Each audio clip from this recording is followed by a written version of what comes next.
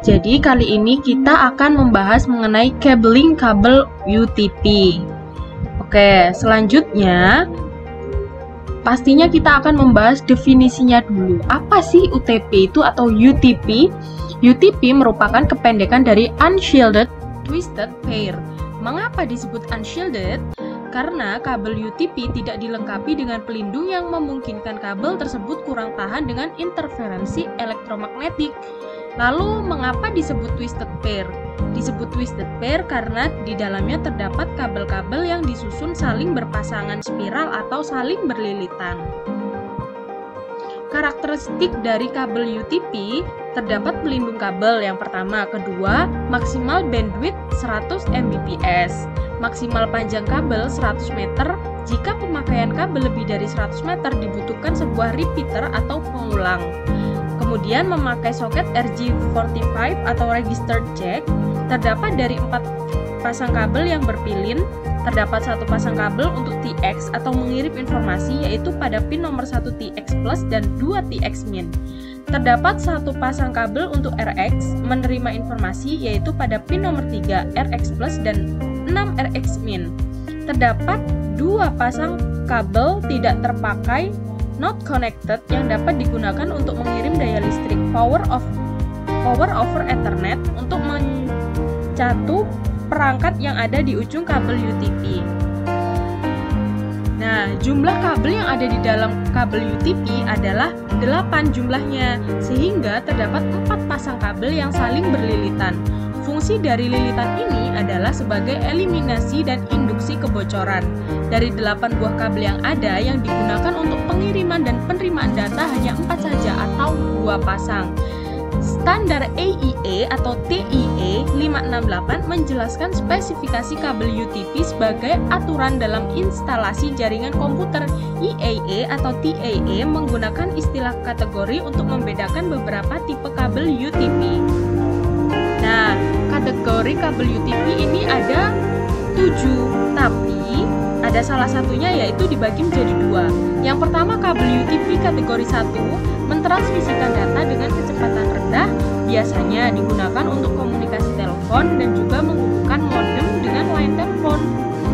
Terus, kabel UTP kategori kedua mentransmisikan data dengan kecepatan transfer mencapai 4 Mbps. Kabel UTP kategori 2 ini sering digunakan untuk topologi token ring. Nah, kabel UTP kategori 3 mentransmisikan data dengan kecepatan transfer mencapai 10 Mbps. Kabel UTP kategori 4 mentransmisikan data dengan kecepatan transfer mencapai 16 Mbps. Nah, ini dia yang tadi aku bilang, kabel UTP kategori 5 tadi dibagi 2. Kabel UTP kategori 5 mentransmisikan data dengan kecepatan transfer mencapai 100 Mbps. Tapi kabel UTP kategori 5A atau InChange mentransmisikan data dengan kecepatan transfer mencapai 1000 Mbps dengan frekuensi 1000 MHz. Kabel UTP kategori 6 mentransmisikan data dengan kecepatan transfer mencapai 1000 Mbps dengan frekuensi 200 MHz. Mentransmisikan data dengan kecepatan transfer mencapai 1000 Mbps dengan frekuensi 400 MHz adalah kabel UTP kategori 7. Selanjutnya, kita akan membahas mengenai kabel strike. Nah, kabel strike ini apa sih? Kabel strike ini digunakan pada saat ingin menghubungkan antara komputer dan hubungan ataupun sebaliknya. Dengan kata lain, metode ini digunakan ketika kita akan menghubungkan 2 komputer ataupun lebih, tapi melalui perantara seperti hubungan ataupun switch. Untuk membuat kabel UTP dengan tipe straight, beberapa orang menerapkan cara twin side, yaitu menyamakan susunan antara kedua ujung konektor RJ45 tanpa memperhatikan susunan warna yang dipakai. Yang digunakan adalah susunan warna yang menurut standar internasional yang telah dinamakan oleh Cisco sebagai urutan kabel tipe T56A dan T56AB.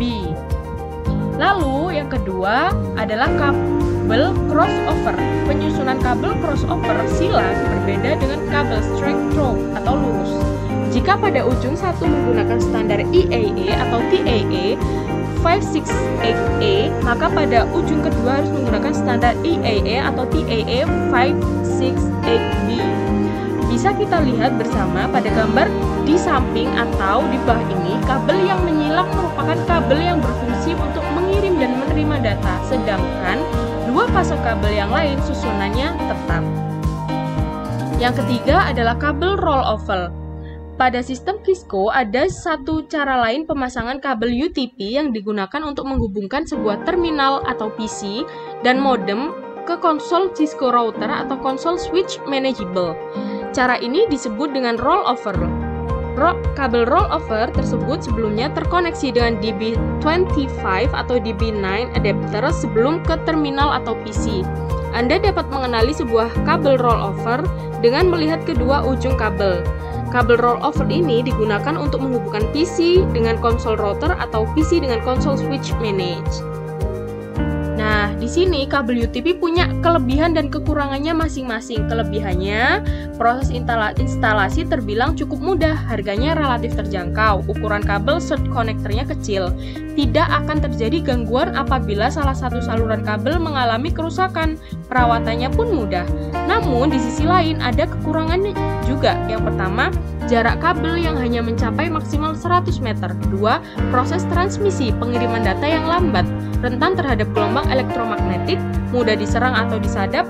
Dan yang kelima, harus ada pipa plastik agar fungsi kabel menjadi maksimal.